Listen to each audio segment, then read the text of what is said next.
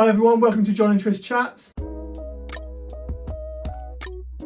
People feel like they're suffocating. All they're doing is creating more tension in a system that needs to relax and expand. Yeah. Wide rounded shoulders and not poor posture. For me, posture is misunderstood. Posture is how someone moves, how they manage gravity, and is more of a dynamic thing rather than an objective stand there, look how they're standing. Someone could stand with, quote unquote horrendous posture but are fantastic movers. And I think what people think of as posture might give you clues to think, don't get me wrong, when I assess someone I have a look at them standing side on. That's never going to be a diagnostic or full confirmation of what you think. It might give you an idea and you go and test a few things and it confirms, not necessarily a diagnosis, but movement limitations or movement options that they have. And we can't quantify posture. We have no objective measure for saying what's good and what's bad. I just think it leaves clues for lack of or having good movement options and joints. So intervention, sometimes I have clients that have tried breathing drills with someone else and they haven't worked for them. And I think the reason they haven't worked is twofold. I think sometimes less is more. So we can breathe in three main areas, okay? We can get, like we were just talking about, that kind of proximal rib cage.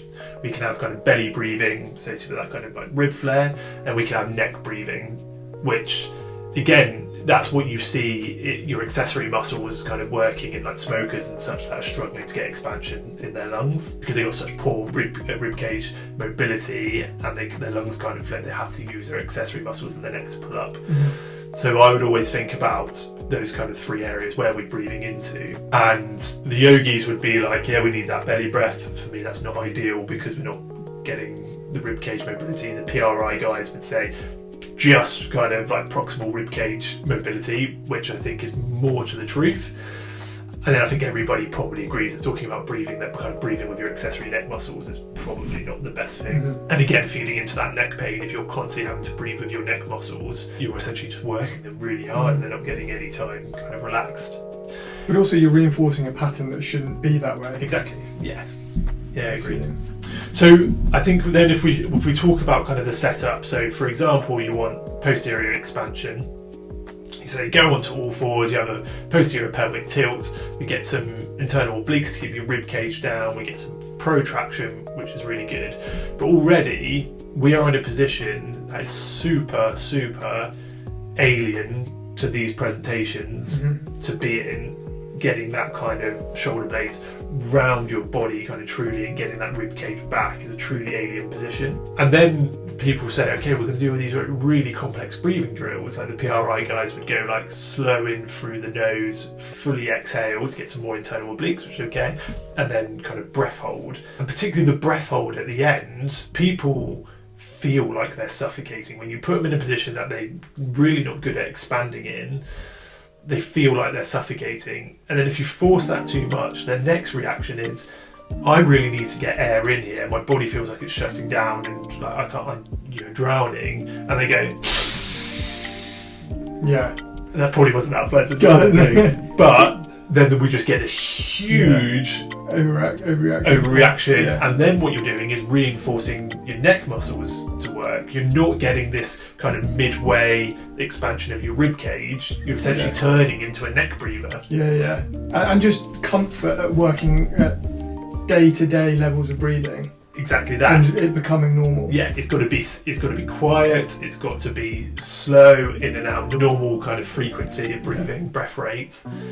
And don't get me wrong, as you get really comfortable with this and you get better, chucking in a breath hold is fantastic because it increases our kind of sensitivity, decreases our sensitivity to kind of carbon dioxide build up, and that's brilliant as well for kind of performance. I'm thinking of the physiology of that.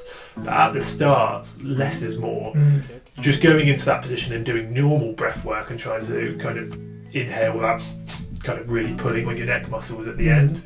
And people live and die by these cues, and you see it with some clients that are really avid exercises and they will do everything you say. They will be pulling and pushing and putting so much tension into their body to try and get into this real end range position with their breathing.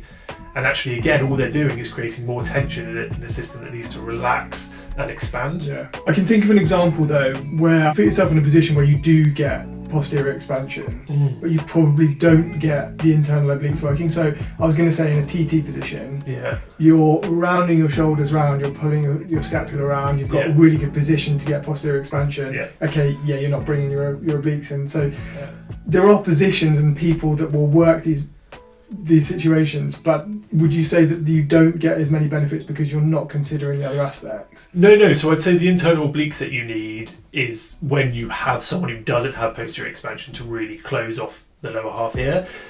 I'd say cyclists on a whole, as a demographic, probably have the best posterior expansion of any exercises because they're in that position. But probably lack anterior expansion, potentially. Potentially a lot more kind of compressed there. But they don't need more internal obliques because they've already got good posterior expansion. Yeah. The internal obliques is to try and quote unquote fix and change something. Yeah, agree. When you're in that nice position. And at the start, you probably don't need a lot of anterior obliques. If you get in that kind of TT, like really low position, that's a nice position for someone who doesn't have any expansion there, just to start breathing. So that's reason number one. Committing to the cause too much, adding tension to tension where we want relaxation and expansion. And then number two is that I full well believe a good breathing exercise should be the start of getting expansion, but it should not be the end of it. So most breathing drills are fairly passive in terms of not tremendously hard on kind of working any particular musculature. There will be people that disagree with me here, that breathing exercises alone are enough to make something stick. I think there's enough there thinking of that kind of window of opportunity, and sometimes I will just give people breathing exercises for a month just to get used to getting air into there, but it has to be followed up by more load going into the system and challenging, whether it be kind of internal oblique style with the front rib cage down, long-headed triceps where it attaches onto that scapula serratus anterior coming round. We do have to sprinkle on strength work on top of that. I don't think we can rely just on these breathing exercises to keep a newfound position. We can definitely use it to open up, but not to keep it. Is that because of the general principles around load adaptation? Yeah.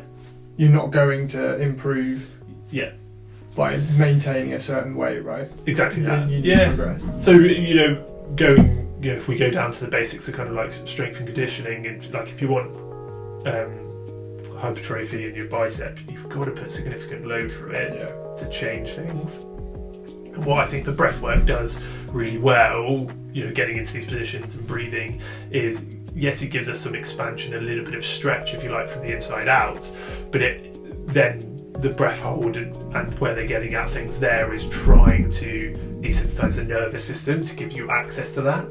So it can definitely do that, but that for me again is transient. We need to put something a little bit more permanent in place there, which for me looks a bit more like, yes, okay, we've calmed down the nervous system to give you access, but now we actually got the strength, endurance in these muscles to coordinate all these different positions, rib cage back, scapulas round, to have long-standing change. And an ability to progress as well, right? Yeah. If you have no room to progress, then you're not going to improve. I guess that's the crux of it. Yeah, all the way to kind of plyometrics, the highest level of kind of loading. So if you really want to think about kind of a basic phase of, a very textbook typical person, probably start off, they will leave their first session with some breath work. So say we're trying to work on posterior expansion, they will leave with some positions to breathe into. They will then go through, kind of strengthening long head triceps, serratus anterior, getting the kind of scapulas around the body, the rib cage back, and then maybe potentially breathing with isometrics in those positions. And it would just get progressively more and more hard up until the point where we would be doing upper limb plyometrics, but with the cues or the constraints that the rib cage is back, the shoulder blade is round, we are promoting internal rotation, whatever we're particularly looking at. And again, people would disagree with this, but with upper limb plyometrics in particular, I will be putting a constraint on the exercise or a cue that promotes these things that we were doing at a basic level with low load, but now we're progressing and doing them with high load. Really quickly, I don't think we addressed it, but people will consider rounded shoulders as type X. What's your thought on that, and is it something that you should address? And I know what you're going to say is, well, we're addressing it by expanding the rib cage, but would you solely look at that as an indicator for rounded shoulders, or as an issue? No. No, I wouldn't. I'm not denying people rounded shoulders probably have type pecs, in particular pec minor, and people will disagree, but I think for me it comes down to what comes first, the chicken or the egg. And I think my philosophy is that muscles react to joint position rather than muscles cause joint position. Yeah.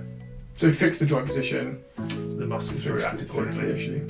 Yeah. Just fix the tight muscle issue, Yeah. Others will go about it the other way around. They'll think muscles cause joint position, but for me, that's not how it works.